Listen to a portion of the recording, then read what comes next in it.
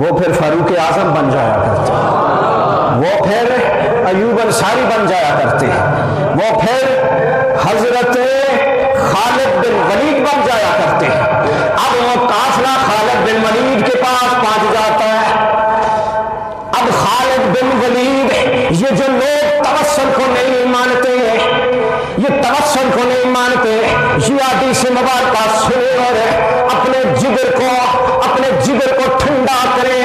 ہم اس نبی کے غلام، ہمارے وہ عقائد جو اللہ کے پیارے نبی کے صحابہ نے ہمیں دیے ہیں۔ خالد بن ولید جنگ کرتے کرتے آپ کے سر کے اوپر سے ٹوپی گر جاتی ہے، آپ ٹوپی اٹھانے کی طرف ہاتھ آپ کا لپکتا ہے ٹوپی اٹھانے کے لیے، بار بار ٹوپی حاصل کرنا چاہتے ہیں، اسی اثنا میں 3 سے 4 لوگ شہید ہو جاتے ہیں۔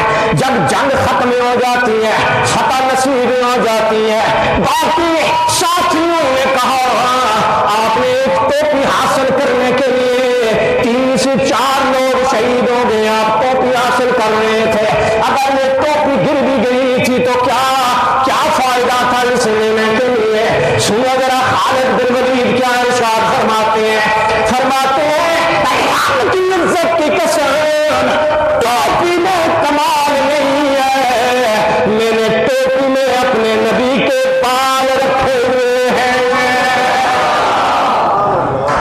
اس ٹوپی میں کمال نہیں ہے، یہ ٹوپی پہن کے میں جنگ لڑتا ہوں، اس کے اندر میں نے اپنے نبی علیہ الصلوۃ والسلام کے منہ مبارک رکھے ہوئے ہیں، بال مبارک رکھے ہوئے ہیں۔ اللہ رب العزت ان بالوں کی وجہ سے مجھے فتح عطا فرماتا ہے، ان بالوں کی وجہ سے مجھے فتح عطا فرماتا ہے۔ جہاں میرے نبی کے بال موجود ہو وہاں کوئی شکست نہیں دے سکتا اس غلام کو، تو جہاں خود نبی بنفس نفیس موجود ہو۔ آخری بات، فرشتے بھی رب کے بندے ہیں، کیا ہے؟ رب کے بندے ہیں، لیکن ہیں نورانی۔ ہم بھی رب کے بندے ہیں، ہم خاکی ہیں، وہ نورانی ہیں، عبادت کرتے ہیں۔ اللہ رب العزت نے فرمایا بدر والے دن اے نبی یاد کر جب تیری مدد کے لیے، مسلمانوں کی مدد کے لیے فرشتے آئے تھے۔ مسلمانوں کی مدد کے لیے فرشتے کیا ہیں؟ رب کے بندے ہیں۔ کیا ہیں؟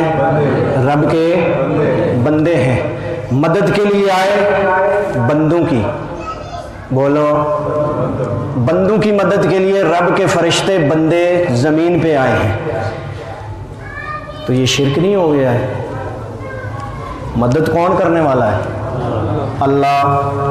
اور یہ قرآن ہے، قرآن کہتا ہے کہ بدر کے مقام پہ فرشتے صف بصف نازل ہوئے ہیں، اور اللہ رب العزت فرماتا ہے ہم نے تمہاری مدد کے لیے ان کو بھیجا ہے۔ تو کیا اللہ رب العزت اگر کسی بندے کے ذریعے کسی کی مدد کروائے تو یہ شرک ہو گیا ہے؟ نہیں، شرک نہیں ہے، بلکہ عین دین اسلام ہے۔ بولو عین دین اسلام ہے۔ تو سنو میرے رب نے فرمایا یا ایھا الذین آمنوا اتقوا اللہ وابتغوا الیہ الوسیلہ۔